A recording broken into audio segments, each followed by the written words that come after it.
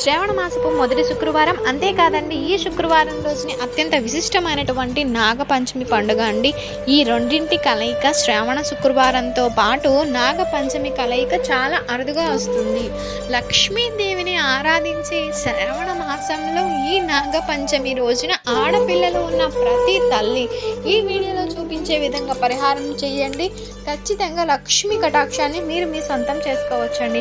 అంతేకాదు, మీ సంతానం సకల సంతోషాలతో సౌభాగ్యంతో కలకాలం ఆనందంగా ఉండాలి అని మీరు కోరుకున్నట్లయితే తప్పకుండా ఈ పరిహారాన్ని ఈ శ్రావణ మాసపు మొదటి శుక్రవారము అలానే నాగపంచమి కలయికతో వస్తున్నటువంటి ఈ రోజున తప్పక చేయండి. లక్ష్మీ కటాక్షం మీకు ఖచ్చితంగా కలుగుతుంది. పరిహారం ఏ విధంగా చేయాలి, నాగపంచమి శ్రావణ శుక్రవారం కలయికతో వస్తున్న ఈ రోజు యొక్క ఈ విశిష్టత ఏమిటి అని ఇలాంటి ఆసక్తికరమైన విషయాలు మనం తెలుసుకుందాం. అండ్ వీడియోని చివరి వరకు మిస్ కాకుండా చూడండి, మీకు అన్ని క్లియర్గా అర్థమవుతూ ఉంటాయండి. చంద్రమానం ప్రకారం మనకి 5వ మాసమే శ్రావణ మాసం. పౌర్ణమి తిథి రోజున చంద్రుడు శ్రవణ నక్షత్రంలో ఉంటారు కాబట్టి ఈ నెలకి శ్రావణ మాసం అనే పేరు వచ్చిందండి. అంతేకాదు, శ్రీ మహావిష్ణువు జన్మ నక్షత్రం కూడా శ్రవణ నక్షత్రమే. శ్రవణ నక్షత్రంలో పుట్టారు కాబట్టి ఈ మాసానికి శ్రావణ మాసం అనేటువంటి పేరు వచ్చిందని చెప్పి చెబుతూ ఉంటారు. అందువలన ఈ నెలలో చేసేటువంటి పూజలు ఎంత విశిష్టమైనవి అని చెప్పి ప్రతి ఒక్క హిందువు నమ్ముతారండి. శివకేశవుల్ని అత్యంత భక్తి శ్రద్ధలతో ఈ శ్రావణ మాసంలో ఆరాధిస్తారు. శ్రావణ సోమవారాలు, శ్రావణ మంగళవారాలు, శ్రావణ శుక్రవారాలు, వరలక్ష్మి వ్రతాలు, మంగళగౌరి వ్రతాలు, ఇలా అనేకమైనటువంటి ప్రత్యేకతలు ఉన్నటువంటి మాసం శ్రావణ మాసం. ఈ నెలలో చేసేటువంటి పూజలు మీకు అనంత పుణ్యాన్ని కలగజేస్తాయని చెప్పి భక్తులు నమ్ముతుంటారని. శ్రీ మహావిష్ణువు, శ్రీ మహాలక్ష్మికి ఈ శ్రావణ మాసం ఎంతో ఇష్టమైనటువంటి మాసం. ఈ నెలలో మీరు చేసేటువంటి వ్రతాలు, నోములు మీకు విశేష ఫలితాలు, సకల సౌభాగ్యాలని కలగజేస్తాయని చెప్పి అందుకే శ్రావణ మాసాన్ని ఆధ్యాత్మిక మాసం అని చెప్పి పెద్దలు చెప్తూ ఉంటారండి. ఈ శ్రావణ మాసంలో నాగ పంచమి కూడా మనకి వస్తుంది. ఈ శ్రావణ మాసంలో వచ్చేటువంటి నాగ పంచమికి విశేషత చాలా ఉందండి. ఈ సంవత్సరం శ్రావణం శుక్రవారము నాగపంచమి కలిసి వచ్చాయి. తమ ధర్మశాస్త్రం ప్రకారం హిందువులు చలి చీమల నుంచి చతుర్ముఖ బ్రహ్మ వరకు రాయి, రప్ప, చీమ అన్నింటిలోనూ దైవత్వాన్ని దర్శిస్తారండి. హిందువుల దృష్టిలో పాము కూడా పరమాత్మ స్వరూపం. 1000 పడగల ఆదిశేషుడు, విష్ణుమూర్తికి పాన్పు, వాసుకి పరమేశ్వరుని కంఠాభరణం, అలానే వినాయకుడు నాగ యజ్ఞోపవీతుడు.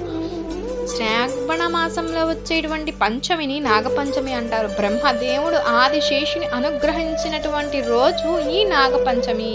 ఈ నాగల చవితి లాగానే నాగపంచమి రోజున కూడా నాగదేవతలను పూజించి పుట్టలో పాలు పోస్తారు. నాగపంచమి రోజున నాగదేవతను పూజించిన వారికి సంవత్సరం పొడుగునా ఎలాంటి సమస్యలు లేకుండా అన్ని కార్యాలు సవ్యంగా జరుగుతాయని భక్తులు నమ్ముతారు.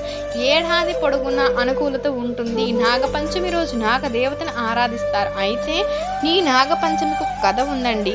కశ్యప ప్రజాపతికి కద్రుబాటువంటి దంపతులకు అనంతుడు, తక్షకుడు, వాసుకి, ననినాకుడు, శంకుడు, కర్కోటకుడు, ఉగ్రకుడు, పిండారకుడు, కుషుడు, ఐరావతుడు అలా చాలా మంది కూడా జన్మించి కనపడిన వారినల్లా కాటు వేస్తూ భయభ్రాంతులను గురి చేస్తూ ఉంటారండి. దాంతో దేవతలందరూ కూడా బ్రహ్మను వేడుకుంటారు.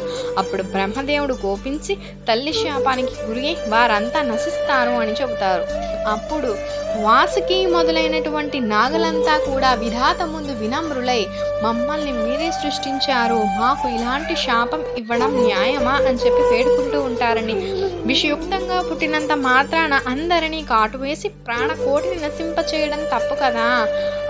కారణం లేకుండా ఏ ప్రాణిని హింసించకూడదు. గరుడ మంత్రం చదివేటువంటి వారిని ఔషధముని సమేతులను తప్పించుకు తిరగండి అని చెప్పి దేవతా విహంగ గణాలకు జ్ఞాతులైన వీరు మీ గౌరవ స్థానాన్ని నిలుపుకోండి బ్రహ్మ చెబుతారు. అదేవిధంగా వాయు భక్షకులై సాధు జీవులుగా మారండి. మీ నాగులంతా కూడా పాతాళంలో నివాసం ఉండండి అని చెప్పి బ్రహ్మ శపిస్తారు. ఇక వాళ్ళంతా బ్రహ్మ శిరసా వహిస్తారు బ్రహ్మ ఆజ్ఞను. దాంతో నాగులు ఇక భూలోకవాసులంతా ప్రార్థిస్తారు. దివ్య సంపత్తులను నాగులకు కృతజ్ఞతాపూర్వకంగా నాగుల జన్మ రోజైనటువంటి నాగపంచమి రోజున పూజించడం మొదలుపెట్టారు. ఇక వైదిక కాలం నుంచి ఈ నాగపంచమి, నాగుల చవితి జరుపుకునేటువంటి ఆనవాయితీ అనేది వస్తుంది. ఈ నాగుల పంచమి కథ పరమేశ్వరుడు పార్వతీదేవికి చెప్పినట్లుగా మన పురాణాలలో చెప్పబడింది. కాబట్టి ఈ నాగపంచమి లక్ష్మీదేవికి ఎంతో ఇష్టమైన శ్రావణ శుక్రవారము, ఈ రెండు కూడా ఈసారి ఒక్క రోజు మాత్రమే ఒకే రోజు వచ్చాయి. ఆగస్టు మాసంలో మొదటి శుక్రవారం 9వ తేదీన మనకి నాగుల పంచమితో పాటు శ్రావణ శుక్రవారం అనేది కలిసి వచ్చినటువంటి ఒక అత్యంత ప్రాముఖ్యత కలిగినటువంటి రోజు. ఈ రోజు ఆడపిల్లలు మీ ఇంటిలో ఉన్నటువంటి ఆడపిల్లలతో ఒక చక్కని పరిహారం చేపించండి, మీకు ఎంతో మేలు కలుగుతుంది. ఈ పరిహారం కోసం మీరు ఏదైనా సరే ఒక చిన్న డబ్బాని తీసుకోండి. అంటే మనకి కుంకుమ డబ్బాలు, పసుపు డబ్బాలు, లేక నెయ్యి డబ్బాలు అనేవి వస్తూ ఉంటాయి కదండి. అలాంటి ఒక డబ్బాని తీసుకొని దాన్ని పరిశుభ్రంగా క్లీన్ చేసేసేయండి. తర్వాత దాన్ని మీరు ప్రతిరోజు పూజ చేసుకున్నా, వారానికి ఒక్కసారి పూజ చేసుకున్నా సరే, ఈ శ్రావణ మాసంలో ఎప్పుడు పూజ చేసుకుంటే అప్పుడు ఈ డబ్బాని లక్ష్మీదేవి దగ్గర ఉంచి ఒక యాలకను అందులో వేయండి. యాలక అంటే మనం నిత్యంలో వంటలో వాడుకునే చిన్నది కాకుండా పూజా స్టోర్స్లో మనకి కొంచెం పెద్ద యాలకులు అనేవి దొరుకుతాయండి.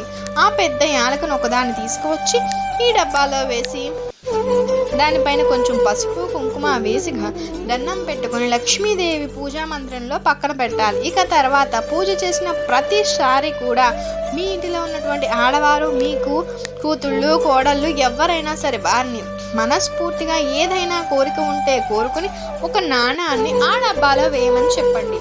ఇలా ప్రతిరోజు పూజ చేసుకుంటే ప్రతిరోజు, వారానికి ఒక్కసారి చేస్తే ఒక్కసారి ఈ డబ్బాలు నాణాలు వేస్తూ ఉండండి. నాణాలతో ఆ డబ్బా నిండగానే ఆ డబ్బాకి మూత పెట్టేసి వెంటనే దాన్ని తీసుకువెళ్ళి మీరు మీ బీరువాలో పెట్టుకోండి, లేక డబ్బుని ఎక్కడైతే భద్రపరుస్తారో అక్కడ పెట్టుకోండి. ఈ విధంగా ఈ పరిహారాన్ని లక్ష్మీదేవి దగ్గర ఉంచి చేయండి. లక్ష్మీ కటాక్షం మెండుగా మీకు కలుగుతుంది. లక్ష్మీదేవి మీ ఇంటిలో ఉండడానికి ఇష్టపడుతుంది. నిత్యం భగవంతుని ఆరాధన ఎవరైతే చేస్తారో, నిత్యం ఎవరైతే లక్ష్మీదేవిని పూజిస్తారో అలాంటి వారి దగ్గర లక్ష్మీదేవి ఖచ్చితంగా ఉండడానికి ఇష్టపడుతుందండి. మీకు తోచిన దాన ధర్మం చేయండి, సాయశక్తుల ప్రయత్నం చేయండి. లక్ష్మీదేవి అనుగ్రహం మీ పట్ల ఖచ్చితంగా కలుగుతుంది. మీరు అనుకున్నది సాధిస్తారు. ముఖ్యంగా ఇంటికి లక్ష్మీదేవి సమానమైనటువంటి మీ ఇంటి ఆడపిల్లలతో ఈ పరిహారం చేయండి. ఆడవాళ్ళతో మీ లక్ష్మీ కటాక్షంతో కళకళలాడుతుంది. మీకు కనుక ఈ వీడియో నచ్చినట్లయితే లైక్ చేయండి, షేర్ చేయండి, సబ్స్క్రైబ్ చేయడం మర్చిపోకుండా. కొత్తగా వాచ్ చేసినట్లయితే థ్యాంక్ యూ.